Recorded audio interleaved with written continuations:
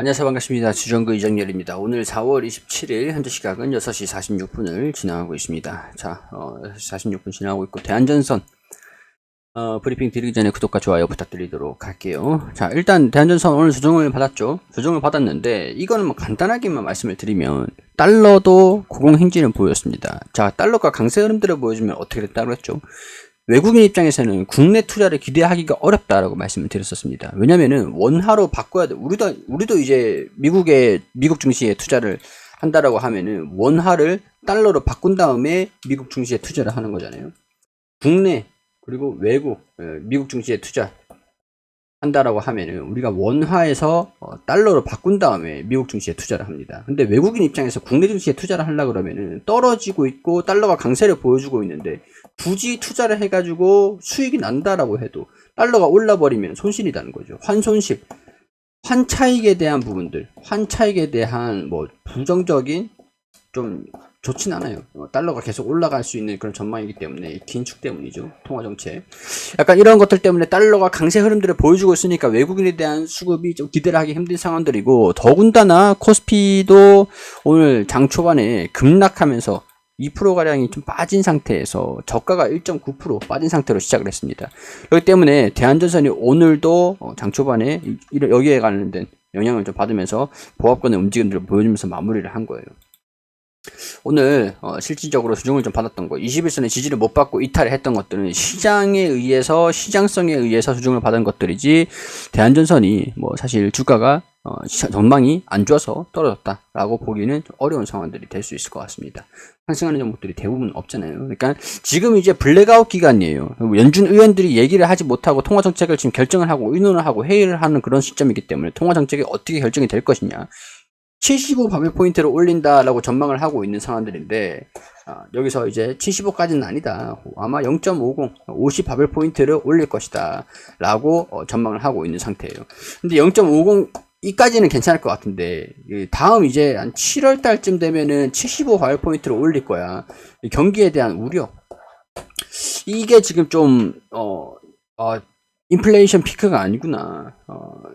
그 75바이오포인트로 올라간다라고 해서 물가를 잡는다라고 물가가 안정이 된다라고 하면 다행인데 일단은 뭐 대한전선 같은 경우에는 구리값이 더 상승을 한다라는 부분들이 나와준다라고 하면 실적에 대한 부분들이 좀 긍정적으로 반영이 될 수 있을 가능성들은 있지만 물가가 상승을 한다 그러니까 원자재 가격들이 올라간다 긴축 0.75 바이오포인트를 상승을 시킨다라고 하면 물가가 잡힌다 그럼 원자재 가격들이 안정이 된다 어떤 영향들을 받을지는 아직까지는 좀 미지수이긴 하다. 이렇게 설명을 드릴 수 있을 것 같고, 일단은 외국인들 수급들, 좀 긍정적이진 않았습니다. 개인 투자자들이 순매수를 보여주고, 기관, 연기금에서 순매수를 보여줬는데, 오늘 뭐 전반적으로 다 종목들이 거의 대부분 이렇더라고요, 수급이. 시장에 대한 영향들을 좀 많이 받았다. 근데 시장이 바닥이 어디냐? 제가 보고 있는 게 아마 500포인트, 2600포인트, 여기 부분들은 좀 지켜주지 않을까. 2600포인트.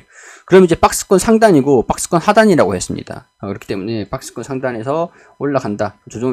지수가 올라간다라고 하면 조정을 좀 받고 반등 나오고 지지구간 이제 여기서 이제 이런 식으로 좀 반등이 나와줄 필요가 있겠죠. 이게 여기서 이제 반등이 좀 나와줄 필요가 있다. 근데 금리가 어떻게 결정이 될지 시장에서 최악의 사항들을 좀 가정을 하고 있는 상황들이고 여기 이 부분이라고 하면은 시장이 우리가 기업들의 영업이익이 좀 증가되고 있는데 그래요. 시장 이익 대비해서 지수 자체가 좀 너무 조정을 좀 받고 있는 것들이 좀 있다 보니까 좀 저평가에 대한 요인들 반발 매수가 좀 들어와줄 그런 것들도 한번 기대를 분할 매수를 했을 때 그런 경우를 한번 기대를 해볼 수 있는 구간들이다. 완화가 된 건 아니에요. 완화가 완전히 된 건 아닌데 그냥 단지 시장 가격이 싸다라는 것들. 자, 일단 LS전선 아시아입니다. 대한전선은 지금 실적 발표를 하는 것들을 공시를 하진 않았어요. 예고조차 안 했습니다. 아직 실적 발표를 언제 할 것인지. 다른 종목들이 지금 실적 시즌이라 가지고 실적을 하나둘 발표를 하고 있는 상황들인데 대한전선이 실적을 언제 발표를 할지 아마 4월 달에 좀 넘길 것 같죠. 5월 한 중순쯤 돼야 실적 발표를 좀 할 것 같다라는 생각이 들어요. 일단은 가늠을 해볼 수 있는 것들은 LS전선 아시아 이제 국내 전선업계에서 글로벌 전선업계 국내 기업들 중에서 1위가 LS고 2위가 대한전선입니다. 그렇다고 대한전선이 나쁜 건 아니에요. 대한전선이 LS전선 아시아보다 점유율이 좀 낮긴 하지만 좀 그래요. 보면은 1분기 비수기 영향이다. 대형 전력 프로젝트 지연 등으로 전분기보다 수익성이 좀 하락을 했다. 광케이블 통신선 이익 회복을 통한 질적 성장이 지속될 것으로 전망된다. 시장 컨센서스가 73억 원이었는데 소폭 줄어들면서 전년 동기 대비해서 12% 증가하는 등 양호한 실적으로 일단은 평가가 된다. 일단 비수기 영향인데 비수기인 것 대비해가지고 실적이 좀 잘 나왔다라고 할 수가 있겠죠.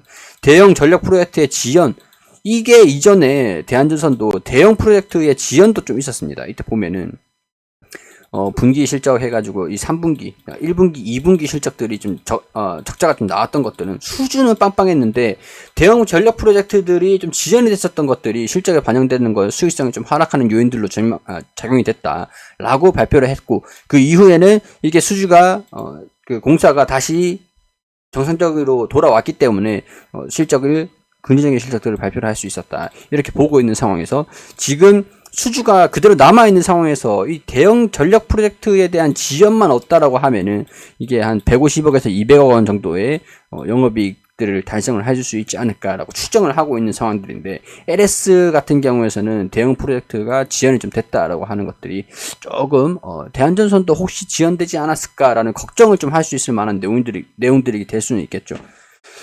수익성이 하락했던 LS 비나의 배전 부분이 2분기부터 판가 전가를 하는 등 정상화에 추진하고 있다. 그럼 대한전선도 판가 전가도 같이 진행을 할 수가 있겠죠.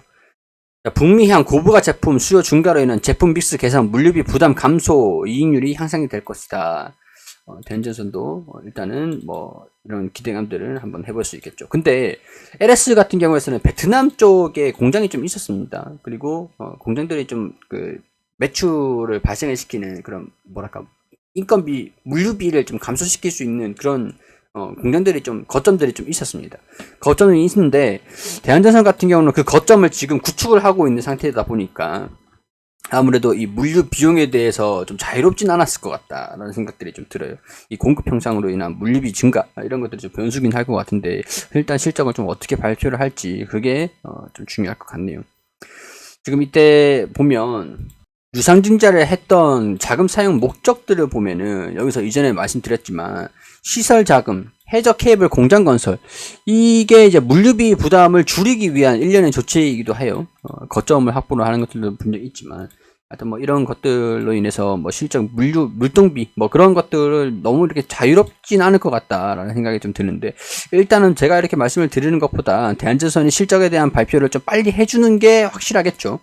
일단 추정치다 보니까 일단은 저는 그래도 한 150억에서 200억 원 실적들을 좀 나와주진 않을까라고 추정을 하고 있는 상황들이긴 한데, 일단 비수기 영향을 LS전선도 받았고 대형 프로젝트에 대한 지연도 좀 있었다라고 하기 때문에 대한전선은 어떤 영향들이 좀 있었을지 이런 것들을 지금 체크를 해보자. 뭐 그렇게 정리를 해드릴 수 있을 것 같습니다. 일단은 뭐 제가 이렇게 말씀을 드리는 건 전혀 뭐 의미는 없는 상황들이고, 실질적으로 대한전선이 실적 발표를 어떻게 하는지, 얼마의 그런 실적들을 발표를 하는지 그런 것들 같이 체크를 좀 해보면서 체크를 하고 말씀을 추가적으로 좀 드리는 걸로 할게요. 자, 그리고 미국 시장 공략 박차. 뭐 안 그래도 지금 수주가 계속 들어와 있는, 잔고가 계속 들어와 있기 때문에 뭐 LS전선도 마찬가지일 겁니다. 수주 잔고도 계속 들어와 있는 상황들은 LS전선도 마찬가지인데, LS전선도 수주는 있는데 지금 주문을 할 수가 없는, 꽉 차 있어가지고 주문을 할 수가 없는 상황들이라고 하다 보니까 대한전선도 그것들도 이제 따라가면서 LS전선도 뭐 물류비 감소 뭐 이런 것들은 좀 차이가 좀 있을 것 같고, 하여튼 뭐 이런 상황들인데, 캘리포니아 애너하임에서 1에서 4일 동안 진행되는 ICC 여기서 참석을 해가지고 전력망 관련 컨퍼런스에서 여기 그래요. 뭐 이 사업을 좀 소개를 한다. 미국 바이든 정부의 인프라 확대 정책에 따라서 신재 생에너지 수요가 늘어날 것으로 전망되는 만큼 관련 제품에 대한 마케팅에 주력하고 있다. 당사는 미국 내 전력 및 케이블 분야의 주요 공급사로서 법인 및 지사의 영업력과 기술력을 기반으로 지속해서 시장을 확대해 나갈 것이다. 이렇게 얘기를 했다라고 합니다. 뭐 일단은 신재 생에너지 수요가 증가될 것으로 보고 있는구나 라고 참고를 하시면 될 것 같습니다. 자, 여기까지 대한전선에 대한 부분들 설명을 드렸고, 오늘 수정을 받은 것들은 시장에 의해서 수정을 받은 것들이니까 시장이 이제 저점에서 반등, 저가 매수세가 좀 들어와 주기를 바라보면서 같이 주가도 회복하는 모습들 보여주기를 기대를 해보자 이렇게 정리를 할 수 있을 것 같아요. 자, 투자 판단은 여러분들이 해주시길 당부드리고요. 개인적인 생각들, 개인적인 의견들을 말씀을 드린 것들이니까 맹신하지 마시고 참고만 해주시라는 겁니다. 자, 도움 되셨길 바라고요. 구독과 좋아요 부탁드릴 수 있도록 할게요.